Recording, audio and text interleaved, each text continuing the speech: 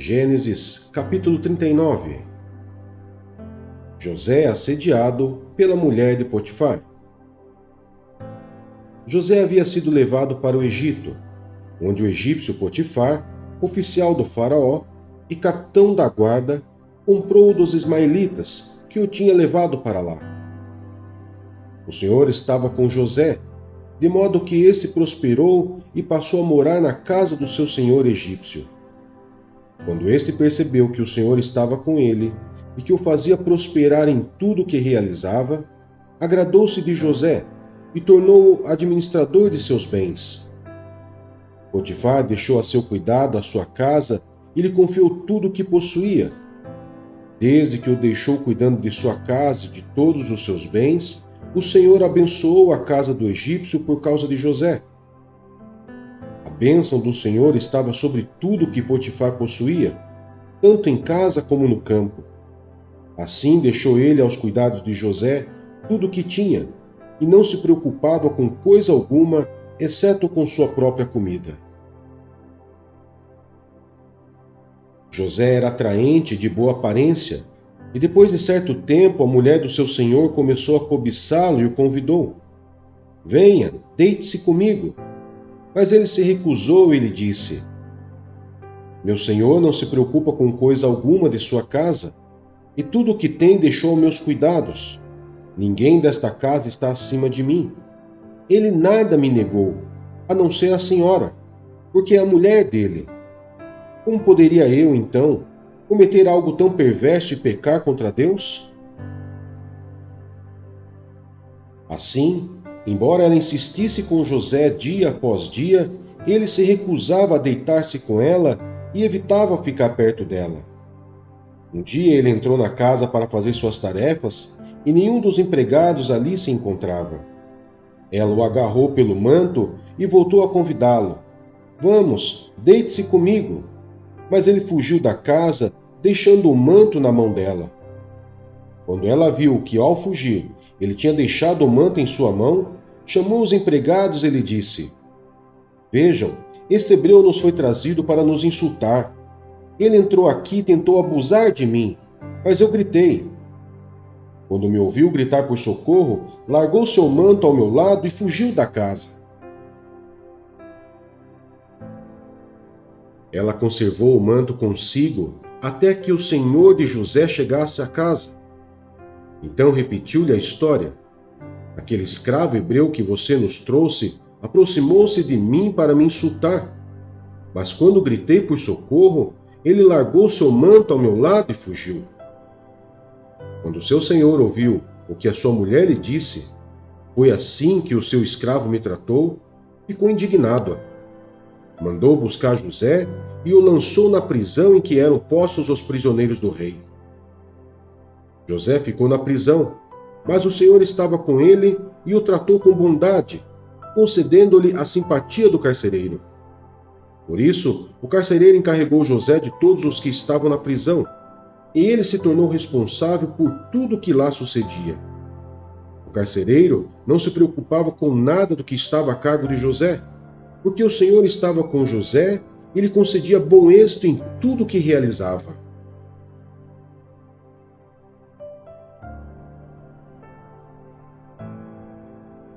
Marcos, capítulo 9. E lhes disse: "Garanto-lhes que alguns dos que aqui estão, de modo nenhum experimentarão a morte, antes de verem o reino de Deus vindo com poder." A Transfiguração.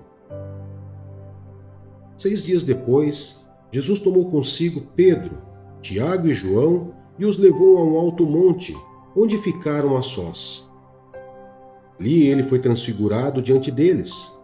Suas roupas se tornaram brancas, de um branco resplandecente, como nenhum lavadeiro no mundo seria capaz de branqueá-las. E apareceram diante deles Elias e Moisés, os quais conversavam com Jesus. Então Pedro disse a Jesus: "Mestre, é bom estarmos aqui. Façamos 3 tendas, uma para ti, uma para Moisés e uma para Elias." Ele não sabia o que dizer, pois estavam apavorados. A seguir, apareceu uma nuvem e os envolveu, e dela saiu uma voz que disse: Este é o meu filho amado. Ouçam-no. Repentinamente, quando olharam ao redor, não viram mais ninguém a não ser Jesus. Enquanto desciam do monte, Jesus lhes ordenou que não contassem a ninguém o que tinham visto, até que o Filho do Homem tivesse ressuscitado dos mortos. Eles guardaram o assunto apenas entre si, discutindo o que significaria ressuscitar dos mortos. E lhe perguntaram: por que os mestres da lei dizem que é necessário que Elias venha primeiro? Jesus respondeu: de fato, Elias vem primeiro e restaura todas as coisas. Então, por que está escrito que é necessário que o Filho do Homem sofra muito e seja rejeitado com desprezo? Mas eu lhes digo, Elias já veio, e fizeram com ele tudo o que quiseram, como está escrito a seu respeito. A cura de um menino endemoniado. Quando chegaram onde estavam os outros discípulos, viram uma grande multidão ao redor deles e os mestres da lei discutindo com eles. Logo que todo o povo viu Jesus, ficou muito surpreso e correu para saudá-lo. Perguntou Jesus: o que vocês estão discutindo? Um homem no meio da multidão respondeu: Mestre, eu te trouxe o meu filho, que está com um espírito que o impede de falar. Onde quer que o apanhe, joga-o no chão. Ele espuma pela boca, range os dentes e fica rígido. Pedi aos teus discípulos que expulsassem o espírito, mas eles não conseguiram. Respondeu Jesus: ó geração incrédula, até quando estarei com vocês? Até quando terei que suportá-los? Tragam-me um menino. Então eles o trouxeram. Quando o espírito viu Jesus, imediatamente causou uma convulsão no menino.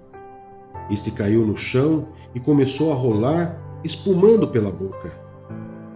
Jesus perguntou ao pai do menino: há quanto tempo ele está assim? Desde a infância, respondeu ele. Muitas vezes esse espírito o tem lançado no fogo e na água para matá-lo. Mas, se podes fazer alguma coisa, tem compaixão de nós e ajuda-nos. Se podes, disse Jesus, tudo é possível àquele que crê. Imediatamente o pai do menino exclamou: creio, ajuda-me a vencer a minha incredulidade.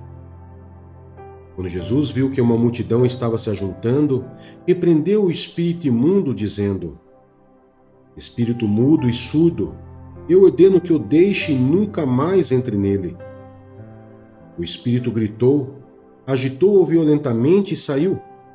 O menino ficou como morto, ao ponto de muitos dizerem: ele morreu. Mas Jesus tomou-o pela mão e o levantou, e ele ficou em pé. Depois de Jesus ter entrado em casa, seus discípulos lhe perguntaram em particular: por que não conseguimos expulsá-lo?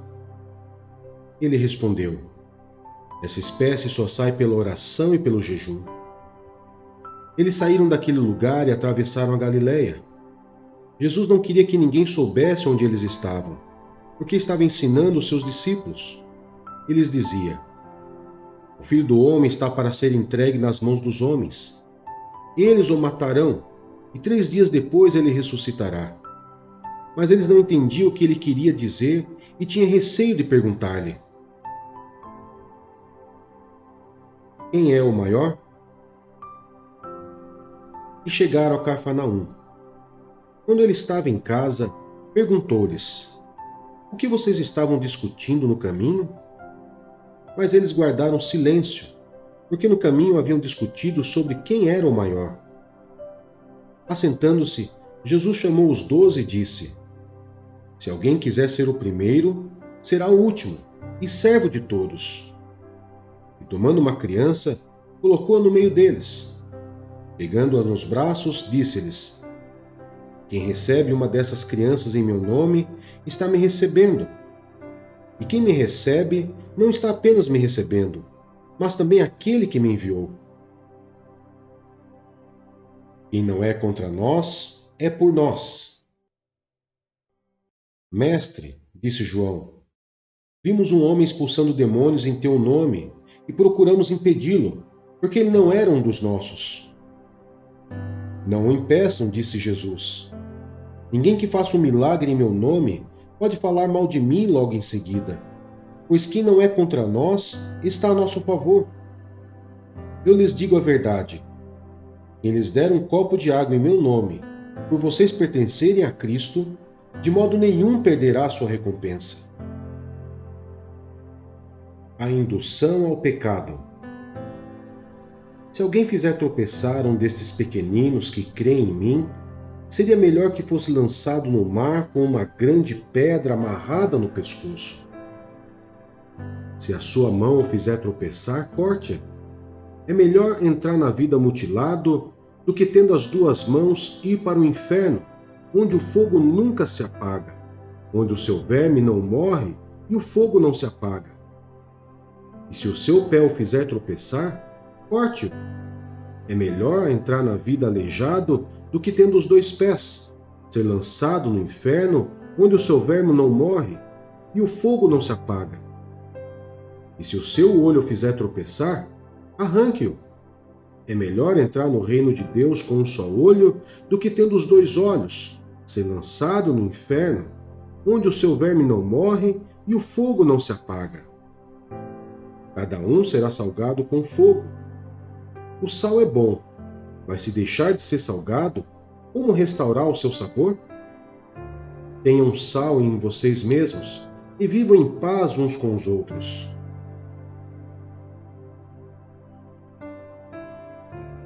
Jó, capítulo 5. Clame se quiser, mas quem o ouvirá? Para qual dos seres celestes você se voltará? O ressentimento mata o insensato e a inveja destrói o tolo. Eu mesmo já vi um insensato lançar raízes, mas de repente a sua casa foi amaldiçoada. Seus filhos longe estão de desfrutar segurança, maltratados nos tribunais, não há quem os defenda. Os famintos devoram a sua colheita, tirando-a até do meio dos espinhos, e os sedentos sugam a sua riqueza. Pois o sofrimento não brota do pó, e as dificuldades não nascem do chão. No entanto, o homem nasce para as dificuldades, tão certamente como as fagulhas voam para cima. Mas se fosse comigo, eu apelaria para Deus, apresentaria a Ele a minha causa. Ele realiza maravilhas insondáveis, milagres que não se pode contar. Derrama chuva sobre a terra e envia água sobre os campos. Os humildes, Ele os exalta e traz os que pranteiam a um lugar de segurança. Ele frustra os planos dos astutos para que fracasse as mãos deles. Apanha os sábios na astúcia deles, e as maquinações dos astutos são malogradas por sua precipitação. As trevas vêm sobre eles em pleno dia. Ao meio-dia eles tateiam como se fosse noite. Eles salvam o oprimido da espada e trazem na boca, salvam das garras dos poderosos. Por isso os pobres têm esperança e a injustiça cala a própria boca. Como é feliz o homem a quem Deus corrige. Portanto, não despreze a disciplina do Todo-Poderoso, pois ele fere, mas trata do ferido. Ele machuca, mas suas mãos também curam. De 6 desgraças ele o livrará, em 7 delas você nada sofrerá. Na fome ele o livrará da morte, e na guerra o livrará do golpe da espada. Você será protegido do açoite da língua, e não precisará ter medo quando a destruição chegar. Você rirá da destruição e da fome, e não precisará temer as feras da terra, pois fará aliança com as pedras do campo, e os animais selvagens estarão em paz com você. Você saberá que a sua tenda é segura, contará os bens da sua morada, e de nada achará falta. Você saberá que os seus filhos serão muitos, e que os seus descendentes serão como a relva da terra. Você irá para a sepultura em pleno vigor, como um feixe recolhido no devido tempo. Verificamos isso e vimos que é verdade. Portanto, ouça e aplique isso à sua vida.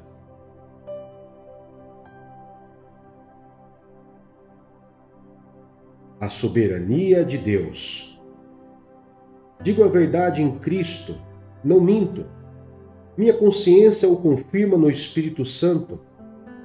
Tenho grande tristeza e constante angústia em meu coração, pois eu até desejaria ser amaldiçoado e separado de Cristo por amor de meus irmãos, os de minha raça, o povo de Israel. Deles é a adoção de filhos, deles é a glória divina, as alianças, a concessão da lei, a adoração do templo e as promessas. Deles são os patriarcas, e a partir deles se traça a linhagem humana de Cristo, que é Deus acima de todos, bendito para sempre. Amém. Não pensemos que a palavra de Deus falhou, pois nem todos os descendentes de Israel são Israel.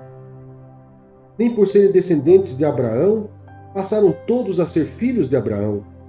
Ao contrário, por meio de Isaque, a sua descendência será considerada. Noutras palavras, não são os filhos naturais que são filhos de Deus, mas os filhos da promessa é que são considerados descendência de Abraão. Pois foi assim que a promessa foi feita. No tempo devido virei novamente e Sara terá um filho. E esse não foi o único caso. Também os filhos de Rebeca tiveram o mesmo pai, nosso pai Isaque. Todavia, antes que os gêmeos nascessem ou fizessem qualquer coisa boa ou má, a fim de que o propósito de Deus conforme a eleição permanecesse, não por obras, mas por aquele que chama, foi dito a ela: o mais velho servirá ao mais novo.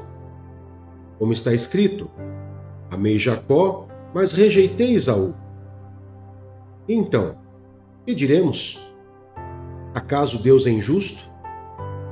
De maneira nenhuma, pois ele diz a Moisés: terei misericórdia de quem eu quiser ter misericórdia, e terei compaixão de quem eu quiser ter compaixão. Portanto, isso não depende do desejo ou do esforço humano, mas da misericórdia de Deus.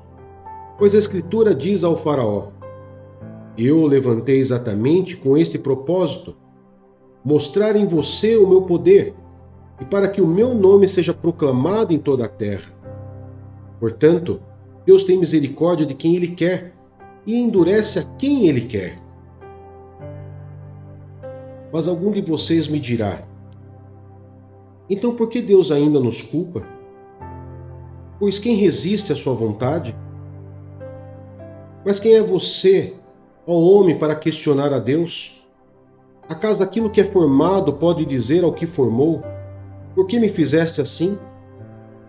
O oleiro não tem o direito de fazer do mesmo barro um vaso para fins nobres e outros para uso desonroso?